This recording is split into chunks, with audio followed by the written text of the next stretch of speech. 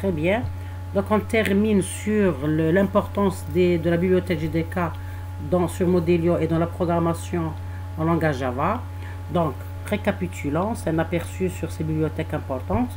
Donc, dans la programmation avec le langage Java, il existe 3 composants interdépendants permettant de développer et d'exécuter des programmes Java. Que veut dire interdépendant? C'est-à-dire il y a des relations entre ces 3 composants. Il y a des communications et il y a des liens et des dépendances entre ces 3 composants très importants qu'on doit avoir dans notre machine, c'est-à-dire on doit les télécharger pour pouvoir exécuter un programme Java d'une façon correcte et efficace. Donc il y a la JDK, la JRE et la JVM. Donc il faut expliquer ces 3 acronymes ou bien ces 3 abréviations, que veut dire JDK, ainsi de suite, et quelle est leur définition et leur utilité. Donc, premièrement, la bibliothèque JDK. Donc, le kit Development Kit, c'est-à-dire le kit Java Development Kit qui désigne ou bien qui donne la signification des acronymes JDK, donc J c'est Java, D c'est développement et K c'est kit, est un ensemble. C'est quoi ce JDK? C'est un ensemble d'outils pour le développement d'applications Java. Donc qui dit outils, donc c'est package, des classes. L'essentiel c'est des notions orientées objet. Donc c'est un ensemble de bibliothèques logicielles de base du langage de programmation Java, ainsi que les outils avec lesquels le code Java peut être compilé, transformé en bytecode destiné à la machine virtuelle Java. Donc vous voyez cette notion d'interdépendance. Donc le JDK, il permet de faire la transformation, la compilation bien sûr du programme Java et de le transformer en bytecode qui va être bien sûr utilisé par la machine virtuelle, c'est-à-dire le composant JVM, Java Virtual Machine, pour qu'il soit exécuté. Bien. Donc, les développeurs choisissent les kits JDK en fonction de la version de Java et du package ou de l'édition. Donc, il y a plusieurs versions du JDK, selon bien sûr la plateforme du Java. Donc, il y a la JSE. La JSE, donc comme abréviation J, c'est Java, S, c'est Standard Edition. Également désignée pour Java 2, c'est-à-dire J2 SE.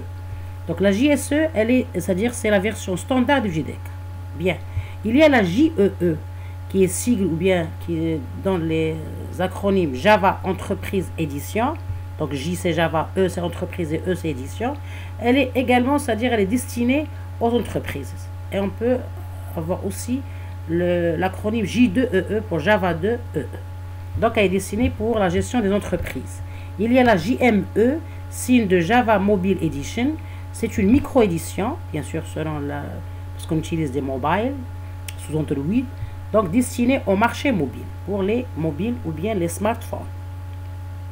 Donc, et il y a d'autres éditions selon bien sûr la plateforme et l'utilisation de Java. Donc ça c'est pour le JDK. Maintenant, chaque kit JDK comprend toujours un environnement JRE compatible, car l'exécution d'un programme Java fait partie du processus de développement d'un programme Java. Donc, si on a un kit JDK, automatiquement on a un environnement JRE.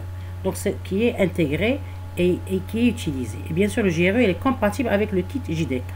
Comment? C'est-à-dire, c'est quoi le JRE? Donc, le JRE, c'est l'abréviation de Java Runtime Environment. J, c'est Java. R, c'est Runtime. E, c'est Environment en anglais. Donc, c'est une couche logicielle qui s'exécute sur le logiciel du système d'exploitation d'un ordinateur et fournit les bibliothèques de classes et autres ressources d'un programme Java spécifique qui doit être exécuté. Donc, vous voyez que la JRE, elle donne, c'est-à-dire un plus, elle donne d'autres ressources essentielles à l'exécution d'un programme Java. Donc, son existence sur votre machine est importante. Donc, lorsqu'on télécharge le JDK, il y a automatiquement un JRE compatible. Maintenant, la Java Virtual Machine ou bien JVM, le troisième composant. Donc, la machine virtuelle Java ou bien Java Virtual Machine qui exécute des applications Java en direct. Chaque environnement JRE inclut un environnement JRE par défaut, mais les développeurs sont libres d'en choisir un autre qui répond aux besoins en ressources spécifiques à leur application. Donc, la JVM plutôt, elle exécute les applications Java en direct. Et elle a une relation avec la JRE. Comment? Donc l'environnement JRE combine le code Java créé à l'aide du code du kit JDK aux bibliothèques nécessaires à son exécution sur une machine JVM, puis crée une instance de cette dernière qui exécute le programme résultant. Donc vous voyez qu'il y a cette communication et ces liens entre la JRE, la JDK et la JVM pour qu'en fin de compte on voit l'exécution d'un programme Java et on utilise ces résultats. Donc l'environnement JRE combine le code Java, c'est-à-dire on a le code Java qui est créé grâce au kit JDK, il va le combiner aux bibliothèques nécessaires à son exécution. Donc le JRE, il nous donne les ressources nécessaires à l'exécution du programme Java. Donc ces bibliothèques sont nécessaires pour exécuter le programme Java sur la machine virtuelle, la JVM. Donc il va créer une instance d'exécution de ce programme. Donc des machines JVM sont disponibles pour plusieurs systèmes d'exploitation et les programmes créés avec l'environnement JRE seront exécutés sur tous les systèmes. Ainsi, Java Runtime Environment est l'environnement qui permet à un programme Java de s'exécuter sur tous les systèmes d'exploitation sans modification. Donc vous voyez que l'existence du JRE elle est importante pour créer la notion de compatibilité des programmes Java exécutables sur différents systèmes d'exploitation. Donc l'étudiant doit être sûr que lorsqu'il utilise la programmation Java, d'avoir ces trois composants sur sa machine. La JDK, la JRE et la JVM pour ne pas avoir des erreurs et programmer Java correctement et exécuter son programme Java correctement. Donc on a vu comment le configurer sur le Modelio, sur l'outil de modélisation Modelio.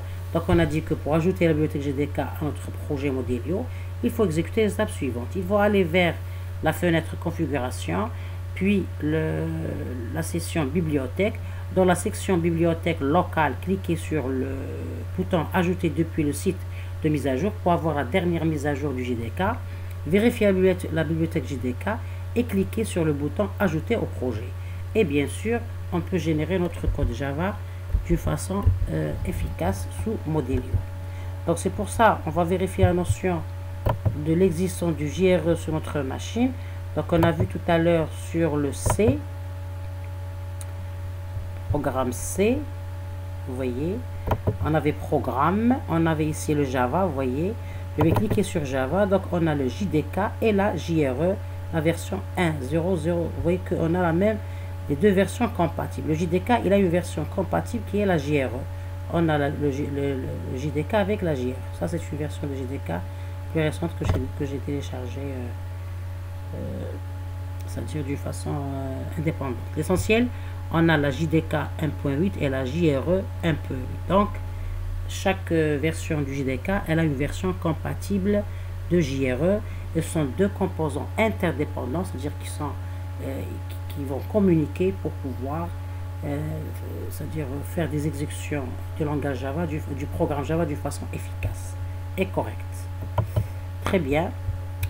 Donc, cela termine c'est-à-dire ma vidéo sur l'intégration de la bibliothèque JDK et la JRE dans l'outil Modelio pour pouvoir faire du reverse engineering correctement.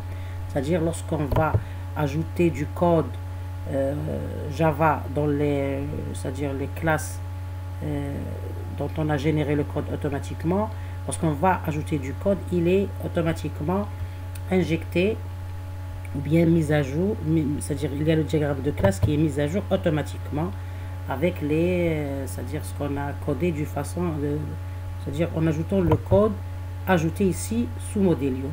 On peut aussi, bien sûr, avec la JRE, grâce à la JDK et la JRE, on peut, c'est-à-dire générer, on peut générer, ici, on va se faire ici,